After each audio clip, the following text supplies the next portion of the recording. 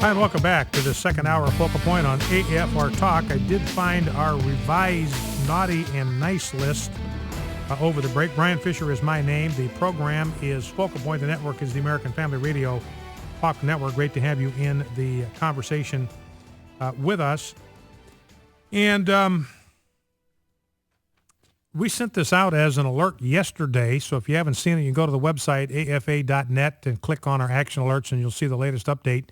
If you're not signed up, please do that. Go to afa.net, sign up to get our action alerts, and you can get this information coming directly to your inbox. But 3 companies lost rank this week on our naughty and nice list: LL Bean, True Value, and Sam's Club.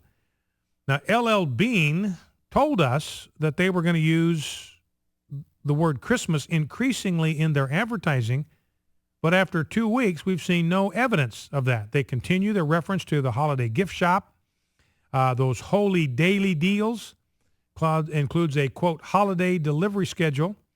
They talk about a Christmas catalog, but you can't find it anywhere but on the cover.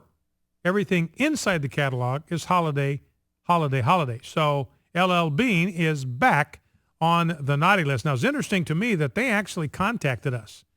LL Bean saw that they were on the naughty list, and they contacted us, and apparently they thought that we were such chumps that all they had to do was throw Christmas on the cover of a catalog, and that was enough of a bone to satisfy us. Well, got news for them. Did not work. Now, True Value is on our naughty list. They've been demoted. Their website talks about holiday coupons, holiday gifts, holiday decorating, holiday lights, on shopping the holidays. Very, very few references to Christmas. The overall theme is focused on using the word holiday. And Sam's Club. Now, Sam's Club is part of the Walmart empire. But, as Walmart, we've got them on our blue ribbon list as a company that's really going out of its way to use Christmas in its advertising. Sam's Club has you on their homepage, encouraging you to check out their holiday entertaining catalog for those perfect holiday values. So they are not being good neighbors, and we put them on the naughty list. So LL Bean, True Value, and Sam's Club gone on to the naughty list.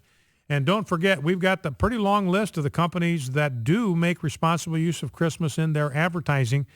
We're featuring 4 stores this year, including the AFA online store, which is a great place to do some Christmas shopping, books, videos, other products. That Mitchell Toll painting of the shepherd carrying the lamb. It's a beautiful painting. Debbie and I are going to get one and hang it over our piano in the living room. It's absolutely beautiful, beautiful painting, and you can get a reproduction on our online store, make a tremendous Christmas gift addition to your home.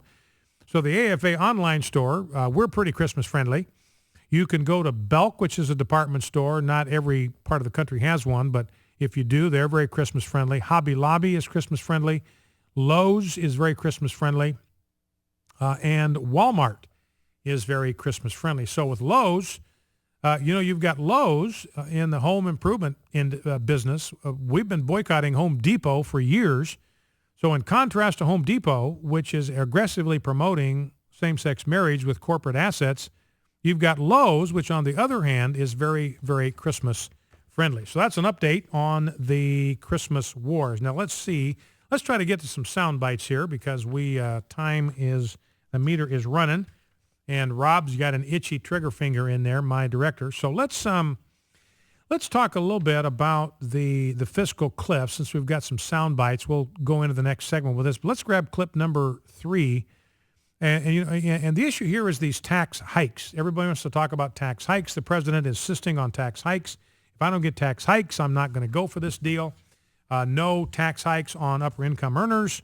There is no chance of a deal. So he's the one that's always talking about compromise, got to find middle ground, got to be prepared to compromise, but absolutely no compromise on his part. And here is what Senator Rand Paul thinks that we ought to do. Let's listen. If they surprise me and they call me up tonight and say, what should we do? Here's what we should do. We should tomorrow in the House vote for what we believe in, keeping the Bush tax rates as they are. For everybody. For everybody permanently, and cutting spending.